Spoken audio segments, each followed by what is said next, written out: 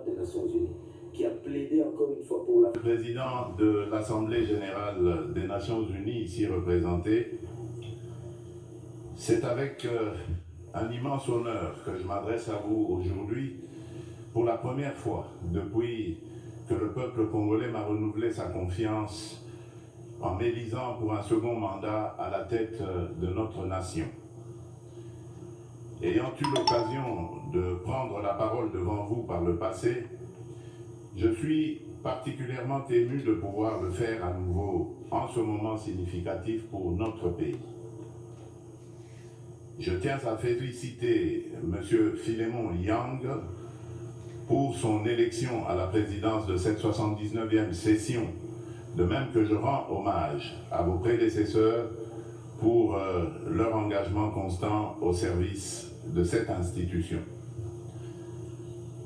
Le thème de cette session, ne laisser personne de côté, agir ensemble pour faire progresser la paix, le développement durable et la dignité humaine pour les générations futures, résonne particulièrement avec nos aspirations en République démocratique du Congo.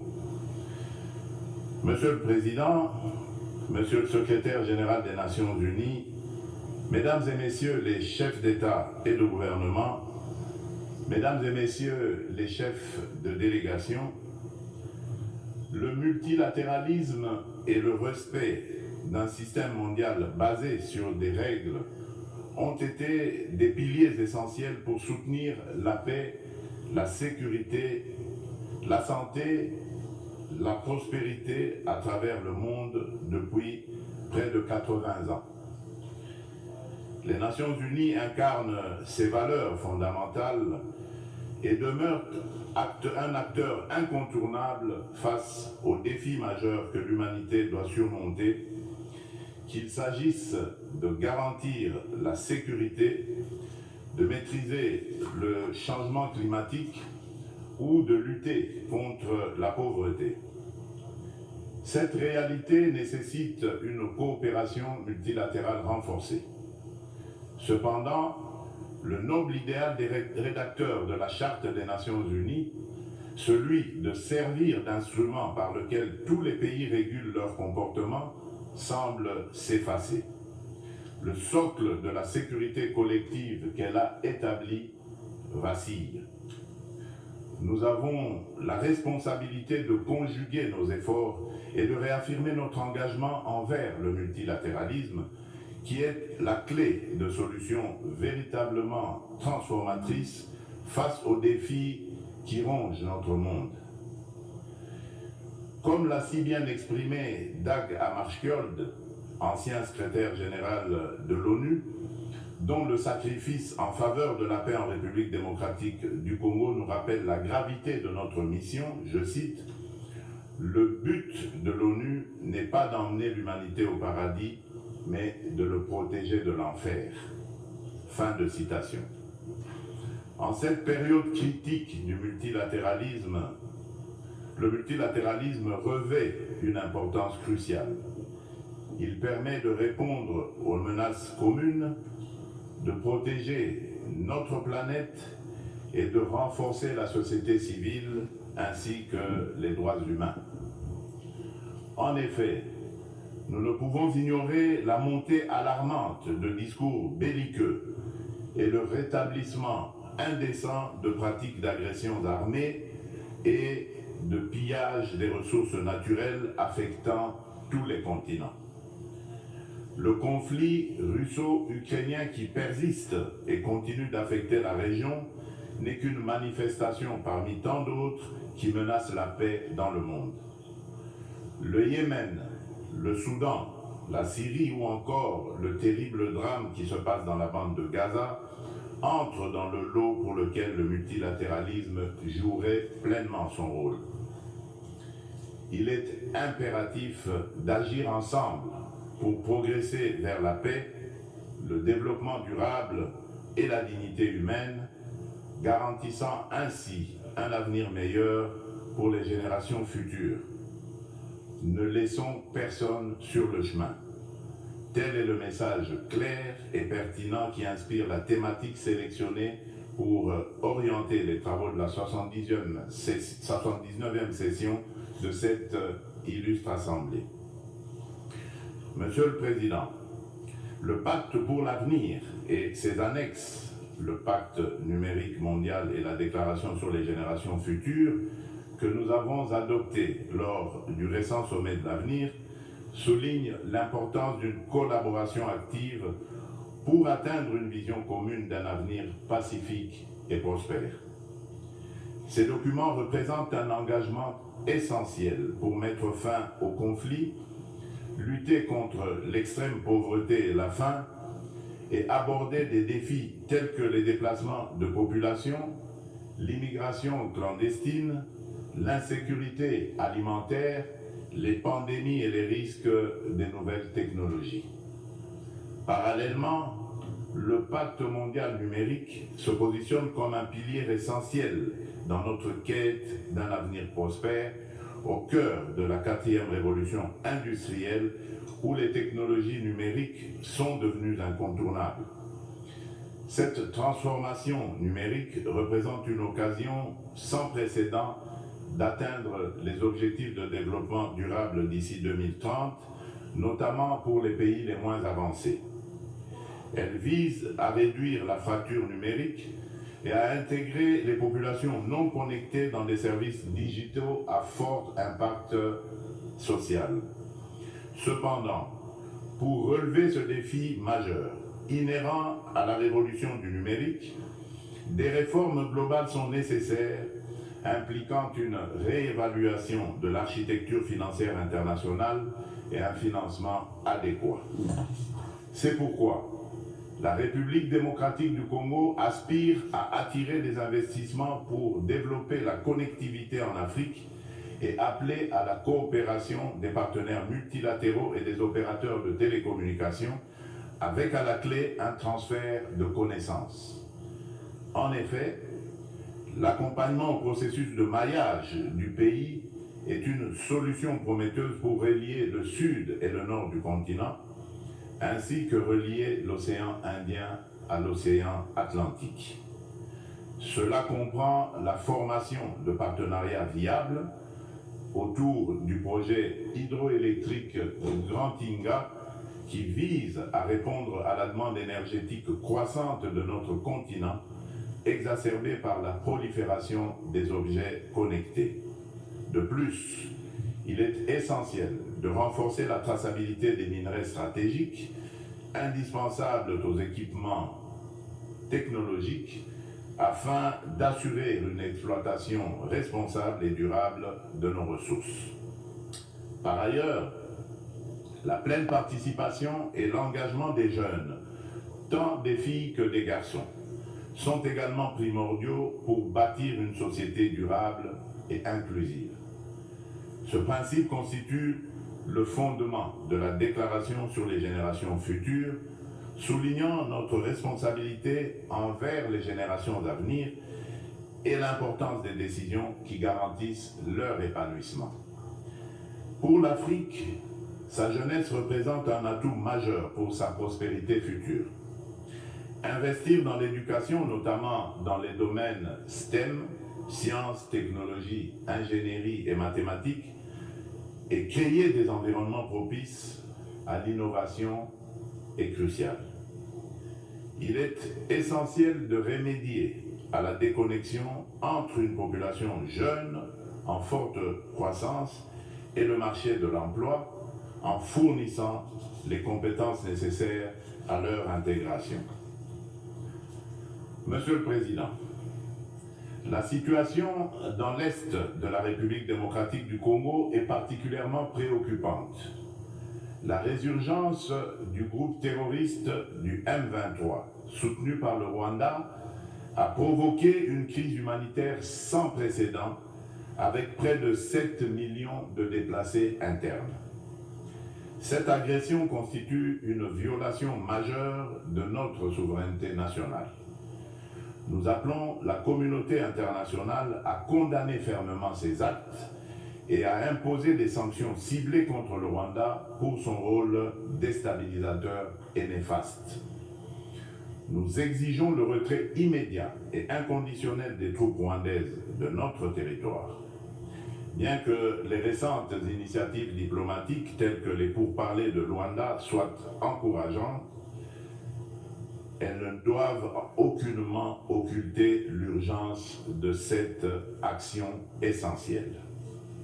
La République démocratique du Congo s'engage activement à établir une paix durable dans l'est du pays et à promouvoir le développement économique ainsi que le bien-être social des communautés meurtries par ce conflit armé. Elle ne ferme cependant pas la porte à toute opportunité qui l'amènera à cette paix tout en n'aliénant pas sa souveraineté, encore moins son intégrité territoriale. Dans cette optique, elle est résolument engagée dans la mise en œuvre de la feuille de route adoptée dans le cadre du processus de Luanda, que je soutiens fermement, qui promeut un dialogue de haut niveau visant à restaurer la confiance entre la République démocratique du Congo et le Rwanda, tout en minimisant le risque de crise sécuritaire actuelle, que la crise sécuritaire actuelle ne dégénère en conflit régional. En outre, mon pays demeure ouvert à toute autre initiative de nos partenaires qui concourrait à l'atteinte de cet objectif noble de paix. La République démocratique du Congo réaffirme sa ferme volonté de garantir une paix durable. Sous mon impulsion, nous sommes résolus à poursuivre la mise en œuvre du programme de désarmement, démobilisation, relèvement communautaire et stabilisation, le PDDRCS en sigle, clé de notre stratégie nationale pour désarmer, démobiliser et réintégrer les combattants en leur offrant des perspectives économiques viables et durables, tout en stabilisant les zones touchées par les conflits. En assurant une transition post-MONUSCO, nous priorisons essentiellement le rapatriement des combattants étrangers. Le PDDRCS est un levier crucial pour la paix en République démocratique du Congo et j'invite nos partenaires et amis à le soutenir. Par ailleurs, des milliers de victimes du génocide pour des gains économiques en République démocratique du Congo, en abrégé Génocost, continuent de subir les conséquences dévastatrices d'un passé marqué par la violence et l'impunité. Reconnaître et traiter les effets de cette stratégie est crucial pour favoriser le rétablissement et la reconstruction des communautés touchées. Au-delà de l'aide humanitaire immédiate, une approche à long terme, centrée sur la justice, la réconciliation et le développement durable est essentielle pour permettre aux victimes de se reconstruire et de retrouver une vie digne. C'est pourquoi le gouvernement de la République démocratique du Congo a décidé d'institutionnaliser la journée du 2 août, journée du Génocost, dédiée aux victimes des crimes odieux perpétrés par des rebelles soutenus par des multinationales et des États de la région. Cette journée incarne une communion nationale permettant de confronter un passé douloureux pour aller de l'avant. Elle est essentielle pour renforcer la conscience historique de notre pays et affirmer la détermination de la nation à prévenir la répétition de telles barbaries. Monsieur le Président, le terrorisme constitue une menace sérieuse pour la paix et la sécurité internationale, touchant toutes les régions du monde. Après avoir sévi en Asie, en Europe occidentale et en Amérique du Nord, ce fléau semble désormais s'enraciner en Afrique. En tant que membre de la coalition mondiale contre l'État islamique, la République démocratique du Congo exhorte les Nations unies à intensifier leurs actions pour mettre en œuvre les recommandations de cette organisation, notamment dans le cadre du processus d'Aqaba. Le terrorisme qui sévit dans l'est de notre pays est étroitement lié au pillage et à l'exploitation illégale de nos ressources naturelles. Ces activités criminelles alimentent l'insécurité et financent les groupes armés, exacerbant les conflits dans la région des Grands Lacs. Par conséquent, il est impératif que les Nations Unies envisagent des sanctions sévères contre les acteurs responsables de ces crimes économiques afin de briser ce cercle vicieux et de favoriser la paix, le développement durable et la dignité humaine pour les futures générations. Monsieur le Président, selon le dernier rapport d'examen national volontaire des objectifs de développement durable, la République démocratique du Congo a réalisé des avancées significatives vers plusieurs cibles des ODD grâce à des réformes et interventions majeures. Depuis 2019, le gouvernement a mis en place une réforme ambitieuse pour assurer la gratuité de l'enseignement de base, permettant à près de 4 millions d'enfants de rejoindre l'école. En outre, plusieurs mesures ont été prises pour renforcer la protection sociale, introduire la couverture sanitaire universelle et promouvoir l'égalité des sexes, ainsi que pour favoriser le développement des infrastructures et une industrialisation rapide à travers notamment la création des zones économiques spéciales. Malgré ces progrès, le rapport mondial sur les objectifs de développement durable souligne qu'au rythme actuel, la République démocratique du Congo ne pourra pas atteindre les ODD d'ici 2030 en raison des inégalités et de la vulnérabilité persistante exacerbée par des conflits armés. Face à ce défi, une feuille de route comprenant des actions, interventions et réformes spécifiques a été élaborée afin d'accélérer les progrès et de répondre aux enjeux de l'agenda 2030 avec déjà certaines mesures mises en œuvre pour que la République démocratique du Congo soit en adéquation avec les ODD en 2030. Pour cela, la République démocratique du Congo nécessite des investissements annuels de 32 milliards de dollars. Il est donc indispensable de renforcer les partenariats pour des investissements durables et de promouvoir la paix afin de permettre un développement socio-économique stable. Au registre des réponses mondiales aux défis climatiques et la promotion des énergies renouvelables, la République démocratique du Congo, qui a déjà affirmé son engagement en faveur d'une action climatique ambitieuse, souligne l'importance cruciale d'un soutien financier et technique accru afin de renforcer ses efforts pour atteindre les objectifs de l'accord de Paris. Riche en biodiversité et en ressources naturelles, la République démocratique du Congo se positionne comme un acteur clé dans la lutte contre le changement climatique.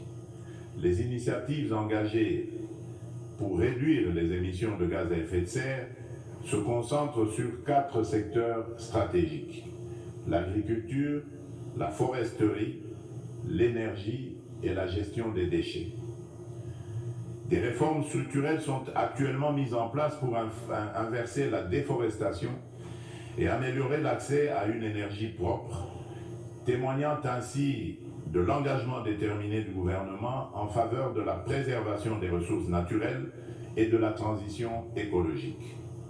Concernant la valorisation des forêts tropicales, un tournant majeur a été franchi à Bali en novembre 2022, en Indonésie, avec l'adoption de la déclaration conjointe sur la coopération autour de la forêt tropicale et l'action climatique signée par le Brésil, l'Indonésie et la République démocratique du Congo. Cette avancée témoigne d'une volonté politique, collective, d'utiliser les forêts comme levier pour un développement durable. L'Alliance trilatérale pour la coopération sur les forêts tropicales, créée à cette occasion, constituera un cadre pour relever les défis liés à la biodiversité et proposera des solutions pour les marchés de crédit carbone, tout en veillant au respect des droits des peuples autochtones. Par ailleurs, dans le cadre des enjeux liés à l'environnement et au réchauffement climatique, il est essentiel de souligner la tenue du deuxième sommet des 3 grands bassins forestiers tropicaux du monde, à savoir l'Amazonie, le Congo et le Bornéo-Mékong, qui s'est tenu du 26 au 28 octobre 2023 à Brazzaville, en République du Congo. Cette initiative africaine, portée par le président Denis Sassou Nguesso, vise à mettre en œuvre, dans le cadre de la décennie des Nations Unies pour la restauration des écosystèmes, la première coalition mondiale dédiée à la restauration de 350 millions d'hectares d'écosystèmes terrestres et aquatiques. Ces forêts constituent un rempart indispensable contre le changement climatique. Face à des problèmes clairement identifiés et à des solutions à portée de main, il est crucial d'agir de manière concrète.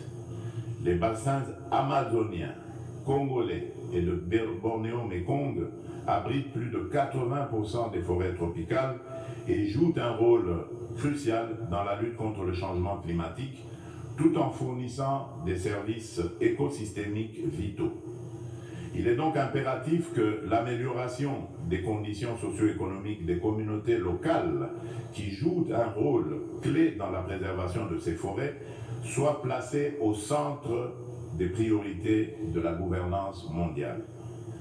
Pour sa part, la République démocratique du Congo met en place des instruments juridiques et des dispositifs institutionnels visant à renforcer sa position sur le marché mondial du carbone, tout en restant ouverte à des partenariats en conformité avec l'accord de Paris et ses lois internes. La prise de conscience croissante des défis liés à l'instabilité climatique et à l'épuisement des ressources naturelles, souvent à l'origine de conflits armés, souligne l'urgence d'agir sur ces problématiques. Il est donc primordial de reconnaître le lien entre changement climatique, dégradation environnementale et sécurité, afin de favoriser des actions proactives qui atténuent ces risques par le biais de pratiques durables.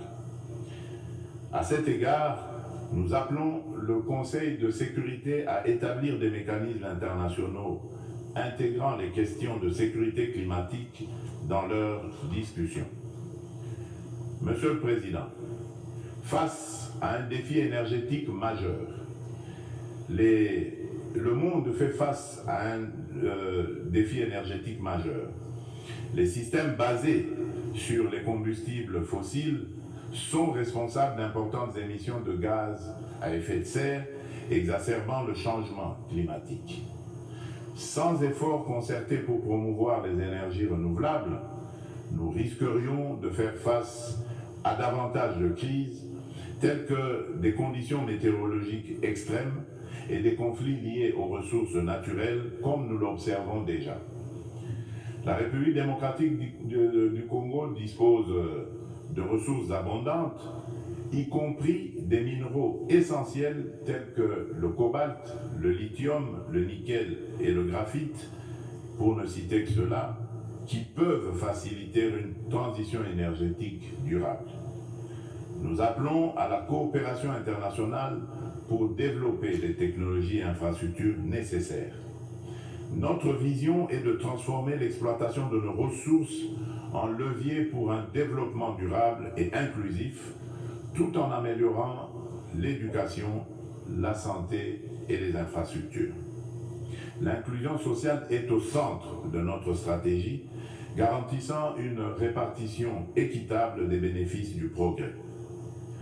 En nous investissant dans la lutte contre le changement climatique et en contribuant aux objectifs de développement durable, la République démocratique du Congo est prête à jouer un rôle clé dans la transformation des systèmes énergétiques mondiaux. Ensemble, nous pouvons bâtir un avenir où l'énergie est propre, durable et accessible à tous. Monsieur le Président, j'aimerais également aborder la question cruciale de la parité homme-femme. Bien que la participation égale des femmes et des hommes à la vie politique soit internationalement reconnue, il subsiste dans la pratique un fossé entre l'égalité juridique et la réalité dans l'exercice du pouvoir. Les préoccupations des femmes méritent d'être intégrées dans les décisions majeures qui touchent notre société. En République démocratique du Congo, nous sommes déterminés à changer les mentalités pour surmonter les barrières sociétales qui freinent l'épanouissement des femmes. Il est essentiel d'impliquer les hommes dans ce processus afin de transformer la dynamique sociale et de valoriser leur rôle dans le succès des femmes. Au niveau national, la Constitution congolaise consacre la parité. Aussi, le gouvernement a mis en place une stratégie de lutte contre les violences basées sur le genre, axée sur la prévention, la protection et la réparation des victimes.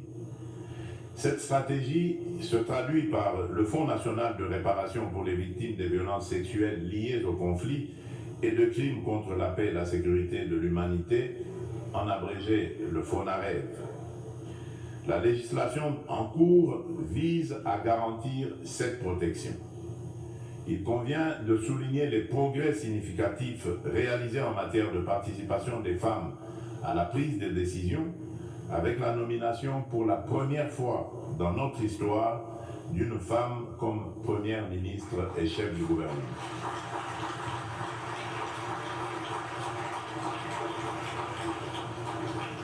Nous assistons également à une présence accrue de femmes dans les instances gouvernementales ainsi que dans le Parlement et le système judiciaire, illustrée par la nomination de femmes au poste de premier président du Conseil d'État et à la tête de la Banque centrale du Congo. Monsieur le Président de l'Assemblée générale des Nations unies, Monsieur le Secrétaire général des Nations unies, Mesdames et Messieurs les chefs d'État et de gouvernement, Mesdames et Messieurs les chefs de délégation, Monsieur le Président, dans cet élan de progrès, il est impératif que la communauté internationale, sous l'égide des Nations unies, continue d'accompagner ces dynamiques en se réinventant face aux défis du monde actuel. Pour maintenir la confiance de la communauté internationale, l'Organisation des Nations unies doit prouver sa capacité à s'adapter aux évolutions contemporaines et à les surmonter de manière efficace et responsable. Il est impératif de redynamiser le multilatéralisme par des réformes ciblées de la Charte des Nations unies, touchant des questions clés telles que le Conseil de sécurité, le droit de veto, le chapitre 7 et le recours à la force. Néanmoins, cela ne suffira pas. La coordination et la coopération entre les différentes institutions et agences des Nations unies doivent également être renforcées. De nombreux enjeux globaux sont souvent abordés de manière redondante dans différents forums, parfois sous des angles contradictoires, tandis que d'autres problématiques restent entièrement négligées, chaque bureaucratie internationale cherchant à défendre son existence propre. À cet égard, tout en saluant l'appui des États-Unis, je réitère avec fermeté, au nom de l'ensemble des pays africains, la requête de création de 2 sièges permanents au Conseil de sécurité des Nations unies pour les pays africains.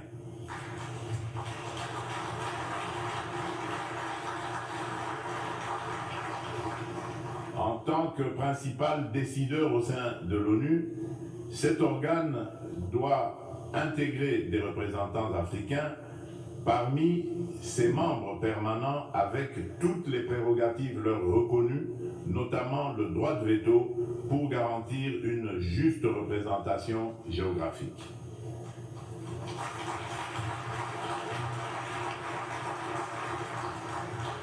Il s'agit là d'une question de justice pour un continent dont le rôle dans les affaires internationales ne cesse de croître.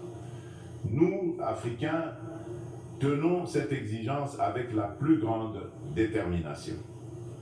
Enfin, je ne saurais conclure sans rappeler qu'après plus de 3 décennies d'absence au Conseil de sécurité, la République démocratique du Congo se porte à nouveau candidate, soutenue par l'Union africaine et par la communauté de développement de l'Afrique australe, la SADC, au poste de membre non permanent pour la période 2026-2027 lors des élections qui se tiendront à New York en juin 2025. La République démocratique du Congo a déjà occupé cette fonction entre 1982 et 1983, 1990 et 1991, périodes durant lesquelles elle a œuvré pour la promotion de la paix, de la sécurité et de la stabilité en Afrique et dans le monde. Une fois élue, la République démocratique du Congo entend jouer un rôle proactif au sein du Conseil de sécurité, participant à la revitalisation de la Charte des Nations Unies et contribuant de manière constructive aux débats et aux actions qui en découlent. Mon pays sollicite donc le soutien de tous les États membres en vue de son élection. En ces temps où le multilatéralisme est mis à l'épreuve, la République démocratique du Congo réaffirme son engagement indéfectible envers la communauté internationale, prête à assumer avec honneur et responsabilité la mission de forger un avenir où la coopération et la paix prévalent sur le conflit et la division. Nelson Mandela a dit, je cite, « Aucun de nous agissant seul ne peut atteindre le succès ». Fin de citation. Ainsi, nous tendons la main à chacun de vous, partenaires de longue date et nouveaux alliés, pour écrire ensemble ce chapitre crucial de notre histoire collective. Ensemble, faisons de notre monde un lieu où chaque nation, grande ou petite, peut prospérer dans la dignité et dans la sécurité. Je vous remercie.